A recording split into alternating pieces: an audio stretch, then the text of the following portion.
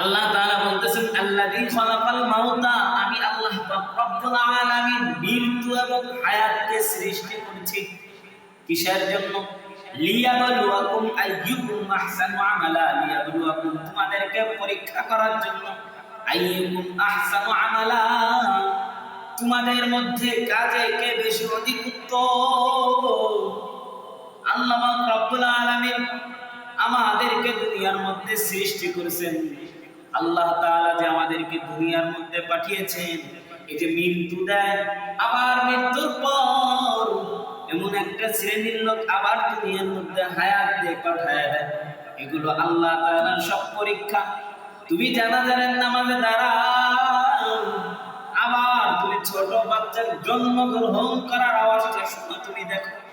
আল্লাহ তাআলা বলতেছে এগুলো তুমি যা দেখতেছো, আমি আল্লাহ রব্বুল আলামিন সব পরীক্ষা।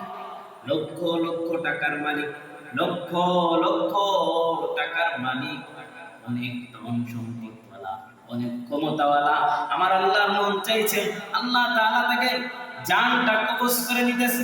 আল্লাহ তাআলা কারো কাছে মুখাফিক না।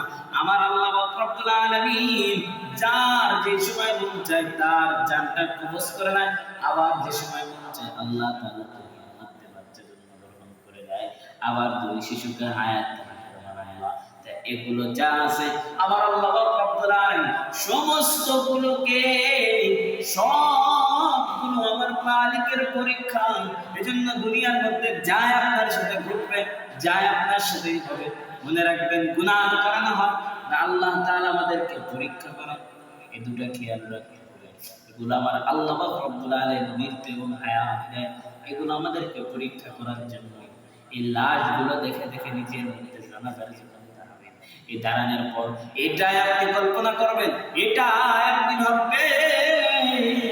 আল্লাহ রব্বুল আলামিন এগুলো সমস্ত কিছু পরীক্ষা। আমারও মৃত্যুবরণ করতে হবে, আমারও দুনিয়া থেকে বিদায় নিয়ে চলে যাইতে হবে।